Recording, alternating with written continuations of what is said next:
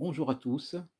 Dans cette vidéo, je vais vous parler d'une proposition de la solution de l'exercice numéro 2 de la série sur la cinétique. Alors, le solide que nous allons étudier est un solide qui se trouve dans le plan OX ou Y. Il s'agit d'un quart de disque. Donc, le solide occupe ce domaine. Alors, une première remarque, c'est que dans l'énoncé, vous avez les vecteurs I, J, K. Ici, j'ai pris le vecteur EX, EY, EZ. Donc, EX, c'est I, le vecteur EX, c'est le vecteur I, le vecteur EY, c'est le vecteur J, le vecteur EZ, c'est le vecteur K. Donc, le repère, c'est R, O, I, J, K. Mais vous pouvez travailler aussi avec les vecteurs EX, Y, EZ, vous aurez la même chose, les mêmes résultats. Donc, première question, il s'agit de déterminer la position du centre d'inertie G. Dans le cours, nous avons dit que si on veut déterminer la position du centre d'inertie G, il faut faire un bilan des éléments de symétrie. Un bilan des éléments de symétrie, c'est-à-dire les axes de symétrie plus les plans de symétrie, car le centre d'inertie appartient à l'intersection de ces éléments d'inertie. Donc, pour pour le solide, la droite delta y est égale à x, c'est ce qu'on appelle la première bisectrice, est un axe de symétrie. Delta a pour équation cartésienne y est égal à x. Donc, la droite delta est un axe de symétrie, donc G, le centre d'inertie, appartient à cette droite. Et par conséquent, nous avons YG est égal à XG. Donc j'ai écrit ici la droite delta, X est égal à Y, ce qu'on appelle la première bisectrice, est un axe de symétrie, ce qui entraîne que G appartient à delta, ce qui entraîne aussi que XG est égal à YG. Donc, de plus, nous avons la plaque se trouve dans le plan OXY et par conséquent, ZG est égal à 0.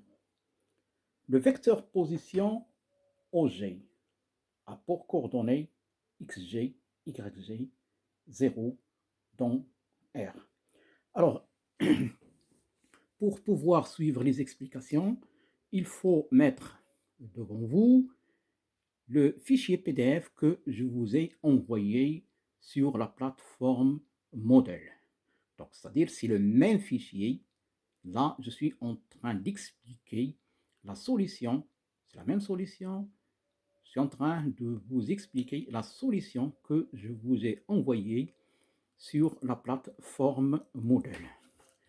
Alors, cette solution, on va la reprendre sur la plateforme Meet la prochaine fois dans une séance des travaux dirigés. Bien, donc alors pour le moment, nous avons OG est égal à XG, YG, 0 dans R, ZG. Pourquoi ZG est égal à 0? Pourquoi? Parce que le solide se trouve dans le plan OXY et XG est égal à YG. Pourquoi? Parce que la droite delta, la première bisectrice, Y est égal à X, est un axe de symétrie et G appartient à l'axe de symétrie. Alors, ici, donc, le solide, c'est le quart de disque avec un rayon grand R et une certaine densité massique, surfacique, sigma. Donc là, un point M du solide pour coordonnées x, y, 0. Pourquoi 0? Parce que le solide se trouve dans le plan OXY. Donc nous avons dit que delta est un axe de symétrie, par conséquent G appartient à l'axe de symétrie delta. L'équation cartésienne y est égale à x. Le plan le plan perpendiculaire au plan de la feuille contenant delta est un plan de symétrie. Or, l'intersection entre ce plan de symétrie et la droite delta, c'est la droite delta. Donc, le plan de symétrie ne donne aucune information supplémentaire sur la position du centre d'inertie. Donc, nous avons dit que le centre d'inertie appartient à l'intersection. Et on sait que déjà, G, le centre d'inertie, appartient à delta. L'intersection entre le plan et delta, c'est delta, et donc il n'y a aucune information supplémentaire. Donc ici, regardez, le plan pi est le plan pi perpendiculaire au plan OXY contenant delta est un plan de symétrie. L'intersection entre pi, le plan pi et delta, c'est delta. Et donc, le plan pi ne donne aucune information supplémentaire sur la position du centre d'inertie G. Donc, on a toujours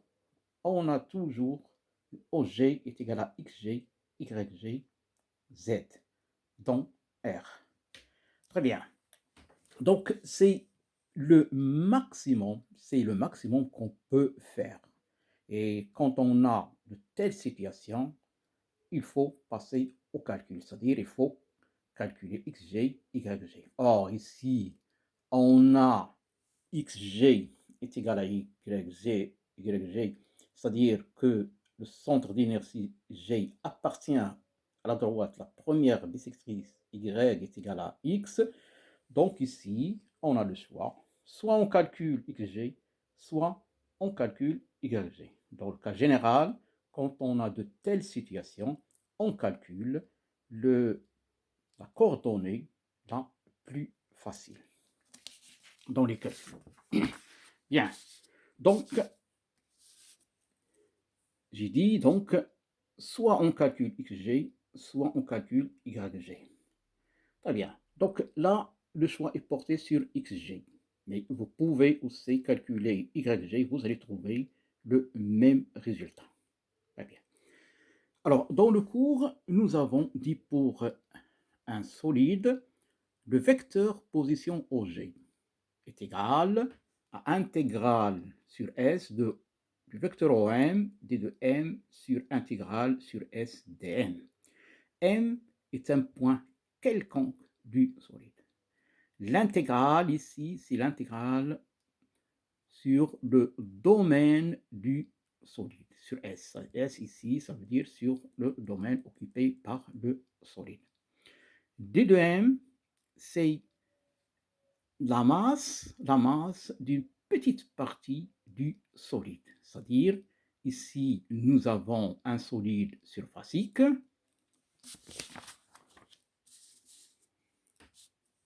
Ça, quart du disque. C'est-à-dire, on prend une petite partie dm, une petite partie ds du solide en mètre carré, sa masse est dm. Et la relation entre dm et ds s'écrit sigma dm est égal à sigma ds, dx dy, le produit dx dy, c'est ds. Alors, dans la série, dans l'exercice numéro 1 de cette série, nous avons parlé suffisamment des relations entre dm et soit dl, soit ds, soit dv. Alors, pour ici, pour un solide surfacique, dm, nous avons dit que est égal à sigma ds. Sigma, c'est ce qu'on appelle la densité massique surfacique.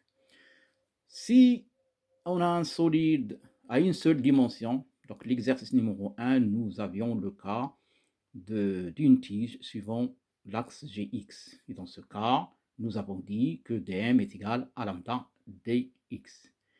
Dans le cas d'un système volumique, par exemple, sphère pleine, cylindre plein, dans l'exercice numéro 1, nous avons dit que dm est égal à ρ dv.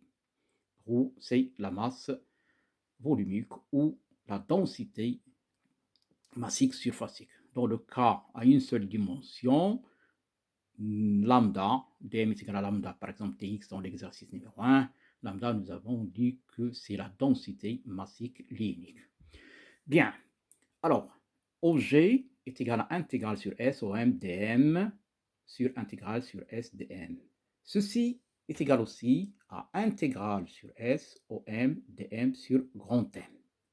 Alors, intégrale sur S dm est égal à M, c'est quelque chose que nous avions aussi discuté dans l'exercice numéro 1 de cette série. Donc je rappelle, ici par exemple, dans le cas que nous avons dm est égal à sigma dx dy, nous avons un solide homogène, donc sigma est égal à une constante, et intégrale sur SDM, c'est sigma qui sort de l'intégrale, intégrale dx dy sur le domaine occupé par le solide, et par conséquent, intégrale sur de dx dy dans le domaine occupé par le solide, c'est la surface du solide. Et dans ce cas, nous avons sigma fois S, et sigma fois S, c'est M, la masse totale du solide. Donc, j'insiste là-dessus, toujours par exercice 1, parce qu'on a suffisamment discuté ces choses. Très bien. Alors, regardez, ici, nous avons un vecteur OG. Ici, nous avons un vecteur OM. L'intégrale sur S OM dm est un vecteur, est aussi un vecteur. Donc, on a égalité entre deux vecteurs. Ce vecteur, là, intégrale sur intégrale, et OG. Donc, si je projette OG, je dois projeter aussi OM suivant le même axe. Donc, par exemple, si je projette suivant l'axe OX, le vecteur OG, je projette le vecteur OM suivant l'axe OX aussi. De même, axe OY, axe Y, je projette suivant l'axe OZ, je dois projeter OM suivant l'axe OZ. Donc, nous avons OG, vecteur OG est égal à intégrale sur S, OM, dm sur intégrale sur S, est égal aussi à intégrale sur S, OM, dm sur grand M. Très bien. Le vecteur OM a pour coordonnées X, Y et Z est égal à 0. Donc ça, pourquoi? Parce que nous avons dit un point quelconque ici du solide a pour coordonnées X, Y et 0. Très bien. Alors, si on projette ceci, on projette suivant l'axe OX, ça donne XG. On projette suivant l'axe OX, la projection de M sur l'axe OX, c'est petit x. Regardez, voilà, si on projette suivant l'axe OX, ça donne petit x. Très bien. Donc, de même, YG, c'est intégrale sur SY dm sur M. YG, c'est la projection de OG suivant l'axe OY. Y, c'est la projection de OM suivant l'axe OY. Et aussi ZG, donc là, ZG est égal à intégrale sur S, Z dm sur M. Donc ZG, c'est la projection du vecteur OG suivant OZ. Et Z, ici, c'est la projection de OM suivant l'axe OZ. Donc, puisque le point M, le point G, lui aussi, est aussi le point M, M et G sont deux points du solide. Le point G appartient au plan X, Y, ça veut dire que GZ est égal à 0. Z est égal à 0, intégrale sur S, 0 dm est égal à 0. C'est quelque chose aussi qu'on avait discuté dans l'exercice numéro 1. Très bien. Donc, là, on va calculer xg est égal à intégrale sur S, x dm sur m. Alors, première une étoile, là, calcul de l'intégrale sur S, x dm. Donc, dm, c'est sigma ds, D c'est dx dy, et par conséquent dm c'est dx dy sigma ou sigma dx dy. Or, la plaque a la forme d'un quart de disque. Un quart de disque. Donc, on a le droit d'utiliser des coordonnées polaires. Donc là, la relation entre les coordonnées cartésiennes et les coordonnées polaires s'écrivent x est égal à r cos θ, y est égal à r sin θ, avec petit r. Petit r, c'est entre 0 et grand R. θ est entre 0 et pi sur 2. Pourquoi pi sur 2? Parce que regardez, le solide, c'est dans ce plan OXY, c'est le quart d'un solide. Donc, θ varie de 0, θ varie de 0, et pi sur 2. Donc là, ce point-ci, c'est quand θ est égal à pi sur 2. Donc, regardez, θ varie de 0 à pi sur 2. Si on avait tout le disque, ben, θ varie de 0 à 2pi.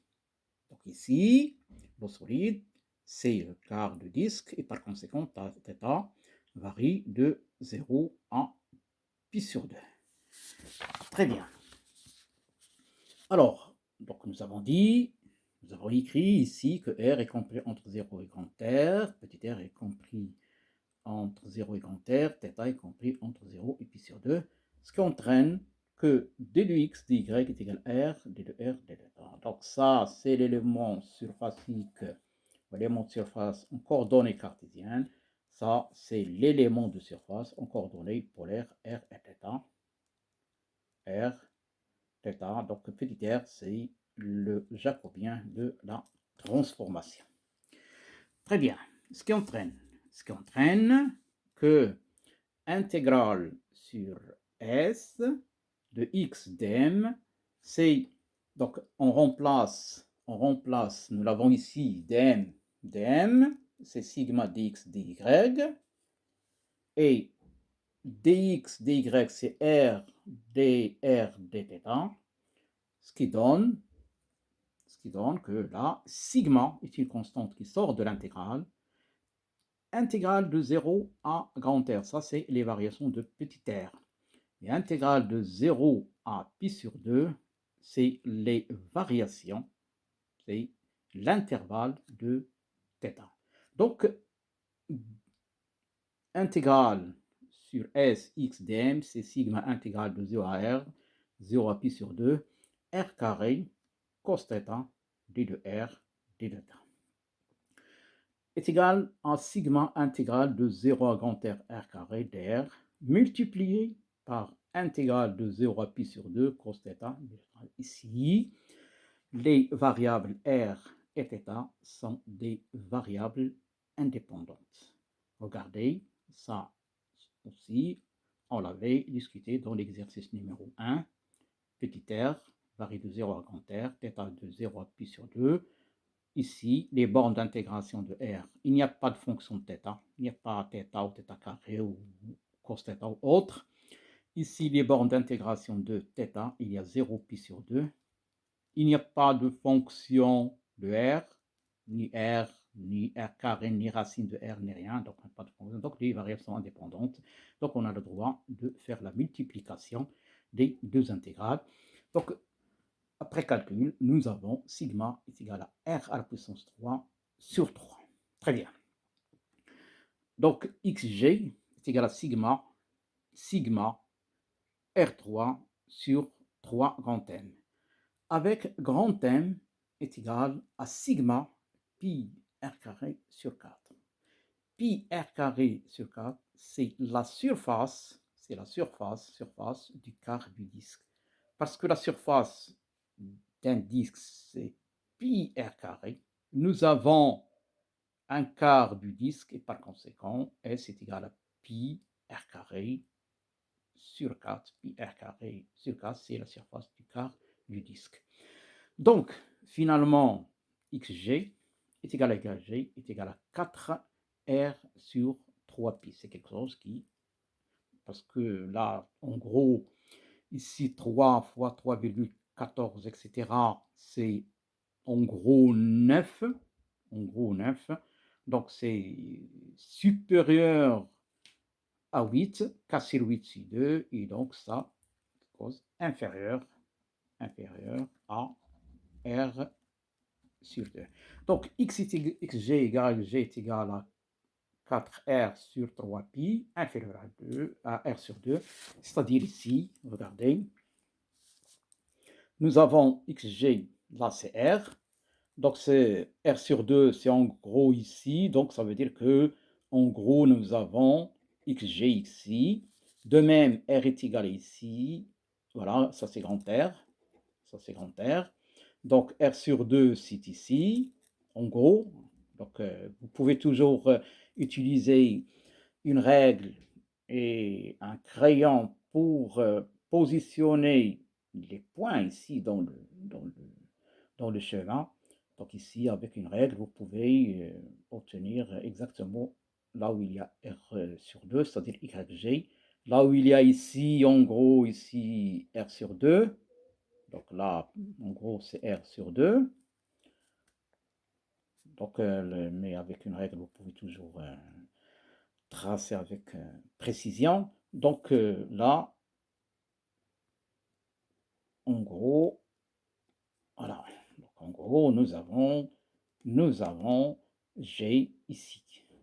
Donc, à l'aide d'une règle, vous prenez la moitié du segment A, par exemple, ici B, et la moitié du segment, je ne sais pas, ici L, le segment L, la moitié ici,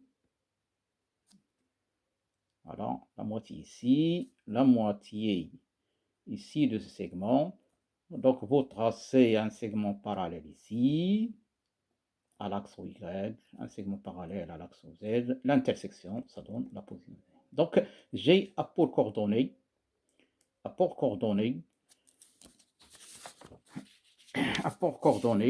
4R, 4R sur 3pi. 4R sur 3pi. Donc là, je reprends ici. Hein, attention, je reprends ici. C'est pas G, c'est pas à R sur 2 ici, à R sur 2 ici. Okay, mais il est à XG. XG est égal à 4R sur 3pi. Et YG est à 4R sur 3pi. C'est-à-dire ici, le segment OB, vous prenez la quantité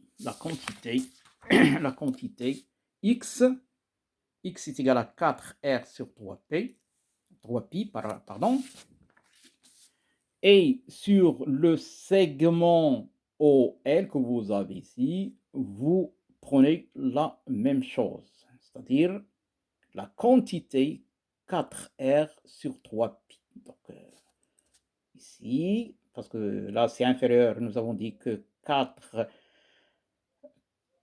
sur 3pi inférieur à R sur 2, c'est un peu inférieur à R sur 2, c'est un peu inférieur à R sur 2, et là, l'intersection, là, donc là, en gros, ça va faire quelque chose de ce type. Très bien, donc, résumons, vous portez ici la coordonnée de G, 4 sur 3pi, xg, vous portez la coordonnée de G, ici, 4 sur 3pi r, ici, 4r sur 3pi, 4r sur 3pi, l'intersection, ici, ça donne la position du centre d'énergie, et donc G appartient, donc l'intersection que vous allez trouver, c'est un point appartient obligatoirement à l'axe de G. Donc avec précision, avec une règle, etc., si vous portez avec exactitude 4, comment s'appelle, 4R sur 3pi suivant l'axe OX, 4R sur 3pi sur l'axe Y, vous allez trouver un point obligatoirement appartient à l'axe delta, parce que l'axe delta est un axe de symétrie et G appartient à l'axe de symétrie delta. Très bien. Donc, ça, si on résume ici, donc nous avons dans un premier temps cherché les éléments de symétrie, c'est-à-dire axe et plan. Nous avons trouvé que la droite x est égale à y ou y est égal à x, la première bissectrice est un axe de symétrie. Donc, G appartient à cet axe de symétrie. Et il y a un plan de symétrie perpendiculaire au plan de la feuille contenant delta. Et donc, le maximum qu'on a pu dire, c'est que OG est égal à x, pour coordonnées xg, yg, 0 avec xg est égal à yg. Et après, donc, on a calculé xg, c'est un choix. Vous pouvez calculer yg, vous allez trouver la même chose. Donc, dans un premier temps, il faut toujours chercher les éléments de symétrie. Les éléments de symétrie du solide, c'est-à-dire axe et plan, et G appartient à l'intersection de ces éléments de symétrie. Très bien. Alors, deuxième question, on demande de calculer la matrice d'inertie en haut dans la base Ux, Y, Z. Donc, dans l'énoncé, vous avez IJK. Très bien. Alors, quand on veut calculer la matrice, donc dans l'exercice numéro 1, nous avons insisté là-dessus pour tous les solides, que ce soit la tige, le disque, le cerceau, la plaque rectangulaire, comment s'appelle, la sphère, le cylindre, il faut regarder est-ce que l'un des deux critères est vérifié. Alors, dans le cours, nous avons dit il y a deux critères. Alors, le premier, il est basé sur les axes de symétrie. Attention, sur les axes de symétrie. C'est-à-dire, dans un premier temps, il faut faire un bilan d'axes de symétrie, que ce soit symétrie tout court, que ce soit axe de symétrie de révolution. Alors, je rappelle que les deux critères premiers, c'est si le solide possède au moins deux axes de symétrie, la matrice d'inertie est diagonale. Ou bien, si le solide possède au moins un axe de symétrie de révolution, la matrice d'inertie est diagonale. Ce sont des choses qu'on a suffisamment discutées dans l'exercice numéro 1 de cette série. Donc, soit deux axes de symétrie, au moins deux axes de symétrie, ou bien au moins un axe de symétrie de révolution. Si l'un des deux critères est vérifié, la matrice d'inertie est diagonale. Bien, alors ici, la plaque. La plaque, un quart de disque, ne possède qu'un seul axe de symétrie. C'est la droite delta, c'est la première. Donc, aucun des deux critères n'est vérifié. Donc, aucun des deux critères, voire court, voire aussi TD.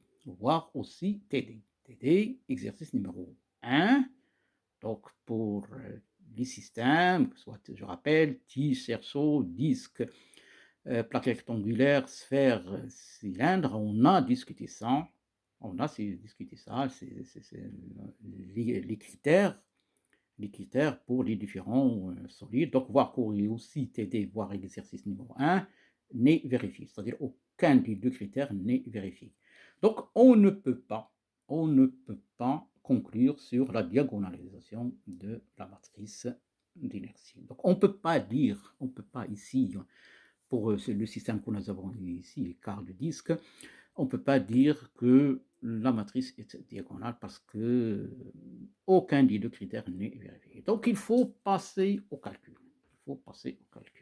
Donc, je rappelle là, pour pouvoir suivre ces explications, il faut avoir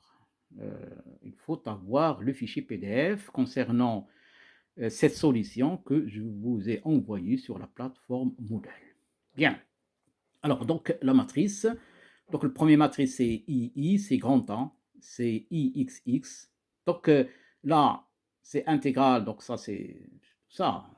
là, vous pouvez remarquer qu'on est en train de reprendre la méthode utilisée dans l'exercice numéro 1.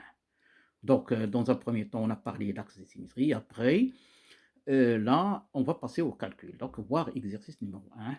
Donc, A est égal à I11 est égal à Ix est égal à intégrale sur S, Y carré, Z carré dm. Or, la plaque se trouve dans le plan, donc Z est égal à 0. Tout point M de la plaque se trouve dans le plan, donc Z est égal à 0, ce qui donne intégrale sur S, Y carré dm. On a OM est égal à X, Y, Z, donc ici, Z est égal à 0, qu'on a mis ici, ça donne intégrale S sur S, Y carré dm. Donc, toujours les coordonnées polaires, parce qu'on a un quart de disque, donc sigma, intégrale de 0 à grand R, intégrale 0 pi sur 2. Ici, il y a un R3. Donc là, vous avez dans le fichier que je vous ai envoyé, vous avez un R2 ici. Donc, vous mettez R3. C3 à la puissance C3 ici au lieu de 2. De sin carré de θ qui vient de y carré, parce que r est égal, y est égal à r sin θ, d de r θ qui donne mr carré sur 4 est égal à grand A. Donc, ici, vous mettez 3 au lieu de 2, mais le résultat, il est correct. Hein. Ici, c'est juste, au lieu d'écrire 3, j'ai écrit 2. Donc, ce résultat est valable. Donc, c'est grand A. Alors, de même, I22, c'est B, c'est I XX, c'est intégrale sur S, x carré plus z carré, puisque Z, regardez, Z est égal à 0 pour tout point du solide, dm, ce qui donne intégrale S, x carré dm. Bien, coordonnées polaires, donc sigma, toujours sigma, que ce soit ici ou ici, la densité surfacique, massique surfacique, est une constante, le système est homogène. Sigma sort de l'intégrale, donc sigma, intégrale 0 à R, 0 pi sur 2, de R carré, cos carré θ, R. Donc ici, regardez, on a R carré, R, ça va faire R3 comme ici. Donc, R dr dθ, ce qui est égal à mr carré sur 4. Très bien. IZZ, c'est aussi I33, c'est C. C'est intégrale sur S de x carré plus y carré. Donc, regardez, dans l'exercice numéro 1, j'ai dit toujours, avant de se lancer dans les calculs, il faut essayer de trouver, de regarder est-ce qu'il y a des relations entre A, B et C. Donc, c'est des situations qu'on a rencontrées dans l'exercice numéro 1. Donc, intégrale sur S de x carré plus y carré dm, c'est aussi intégrale sur S de x carré dm plus intégrale sur S y carré dm. Donc, c'est A plus B, c'est I